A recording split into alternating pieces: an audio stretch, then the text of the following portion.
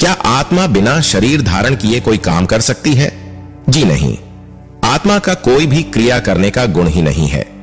आत्मा का गुण निरंतर ध्याता दृष्टा, देखना और जानना ही है। शरीर का गुण क्रिया करना है। शरीर देख और जान नहीं सकता। शरीर परमाणु से बना हुआ है। यह परमाणु आत्मा के इर्द गिर्द चिपके हुए है, हालांकि वह आत्मा को छू तक नहीं सकते। आत्मा एक अविनाशी तत्व है जिसे चेतन तत्व कहते हैं और वह अरूपी है।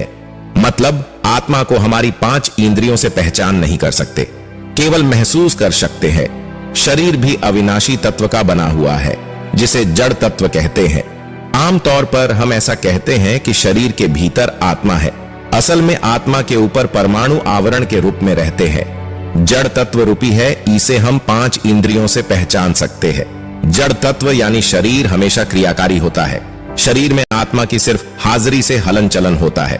ब्रह्मांड में 6 अविनाशी तत्व है: चेतन, आत्मा, जड़, गति सहायक, स्थिति सहायक, काल और आकाश।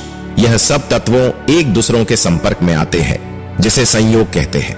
एक संयोग बनने के तुरंत सब तत्व बिखर जाते हैं और फिर संपर्क होता है और दूसरा संयोग बनता है।